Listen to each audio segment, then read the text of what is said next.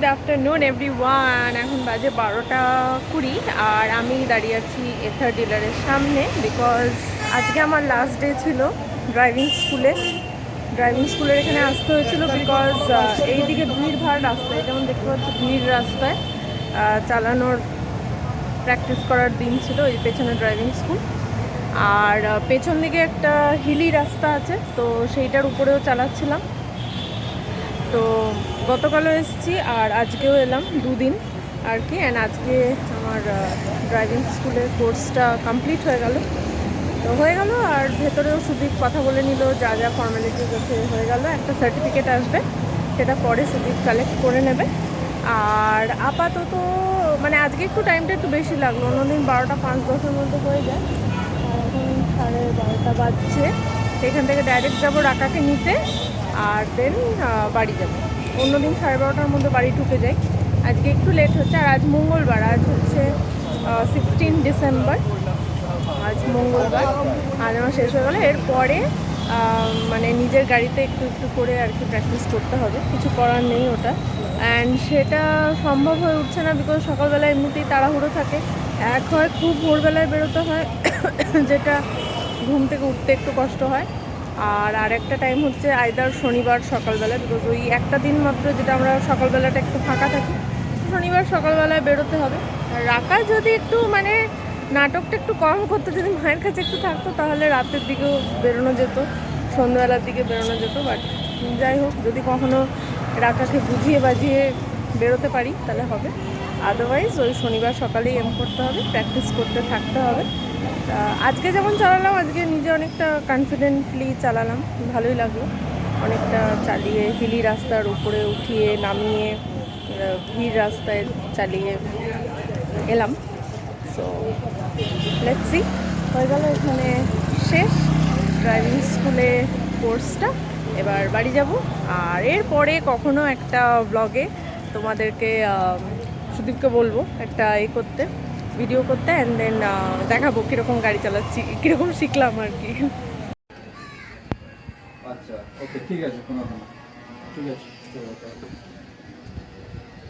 Good afternoon everyone. আজকে হচ্ছে 18 December আর এখন বাজে দুপুর 3টে।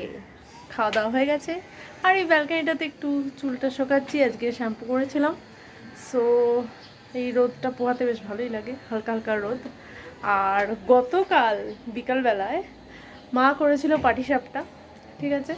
তো পাটিসাপটা বানানোর জন্য মানে ইনগ্রিডিয়েন্টস তো নিয়ে আসা হয়েছিল, ঠিক আছে। চালগুড়ি, তারপরে 2 রকম গুড়, আখের গুড় আর খেজুর গুড়, ঝোলা খেজুর গুড় এখানে পেয়েছিলাম, ওটাও নিয়ে আসা হয়েছিল। আর তারপরে সুজি ময়দা তো ছিলই ঘরে, তো ওইগুলো হয়েছে, নিয়ে আসা হয়েছে। বাট আগের বছরে আই ডোন্ট নো তোমাদের মনে আছে কি না, বাট আমি খুব স্ট্রাগল করেছিলাম পাটিসাপটা বানানোর জন্য, খুব সুন্দর পুর বানিয়েছিলাম। বাট তারপরে পুরটা দিয়ে আলটিমেটলি আমাকে নারকেল নাড়ু বানাতে হয়েছিল।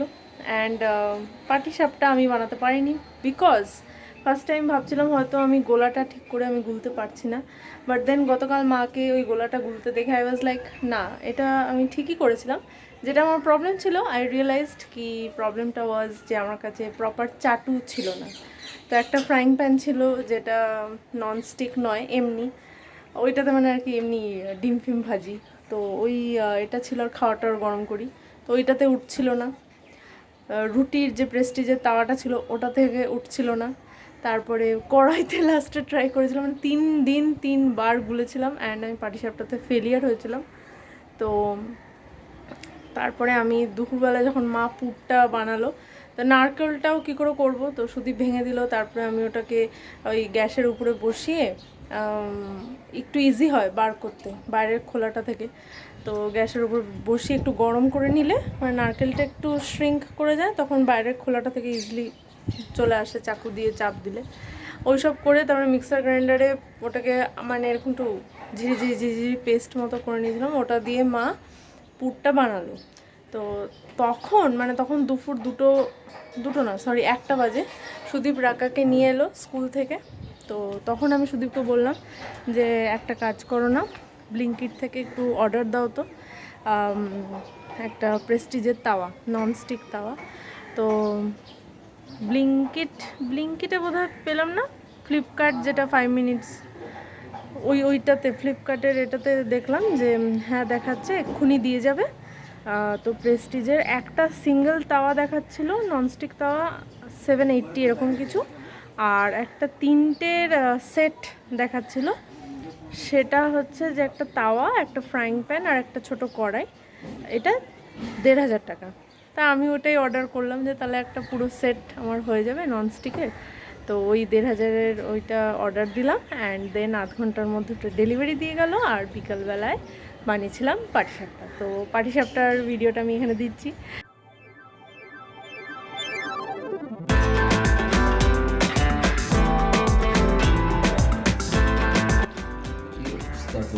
বাবুটা টেস্টি বলে পাটিসাপটা, পাটি সাপটা।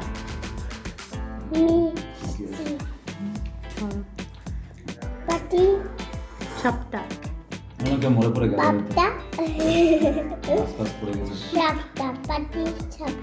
একদম। কটা খেলি পাটি সাপটা? 20 হাট বাকি সব কখন গেলে? এই তাওয়াটা তো দেখলে, আর হচ্ছে যে আরও দুটো যে জিনিস আছে সেটাও তোমাদের দেখাচ্ছি। তো এটা হচ্ছে ওর বক্সটা, ঠিক আছে। আচ্ছা, এইটা হচ্ছে কড়াইয়ের ওই ঢাকনাটা, ঠিক আছে। আর এইটা হচ্ছে কড়াইটা। তো বুঝতেই পারছো ছোট কড়াই। আমি তাই মাকে বললাম, মা শুক্রবারে আলাদা রান্না করে, আমি বললাম এবার তুমি এই কড়াইটাতে রান্না করতে পারবে। ছোট কড়াই হয়ে গেল, গরম এটাতেই রেখে দিতে পারবে, আবার গরম করতে পারবে।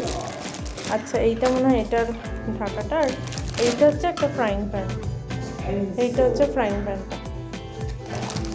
ভালোই আছে। আর তাওয়াটা তো ধোয়া আছে। আর এটার মানে সিস্টেমটা এত সুন্দর, এরকম আলাদা তো। এটা ধরো হ্যান্ডেলটা কিছু না, এটা প্রেস করে মানে এরকম করে এই যদি আমি ঢোকাই, ছেড়ে দিলাম, দেখো এক হাতে আমি লাগালাম, সেটা হয়ে গেল। খোলার জন্য এরকম করে এক হাতে। সো এটা এতটাই ইজি, ভালো হয়েছে না? পটাপট পাটিসাপটাগুলো উঠে গেল, দারুণ হয়েছে।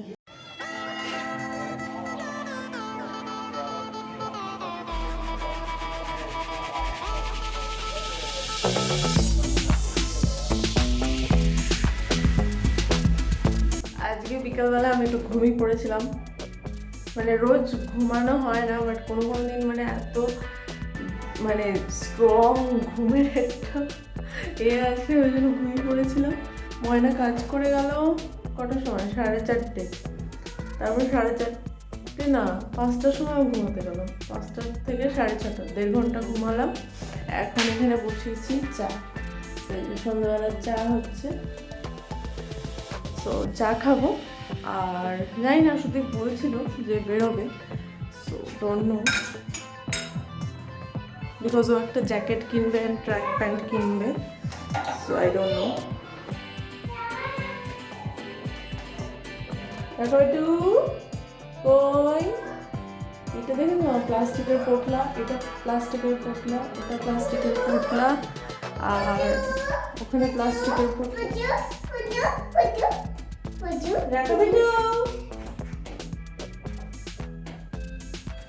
একটা হোমওয়ার্ক হলো, আর একটা হোমওয়ার্ক ছোট করে নেবে, ওকে? এই কপালটা কেন? চটি পড়ে চলো চাটা দিই, সবাইকে ডাকি।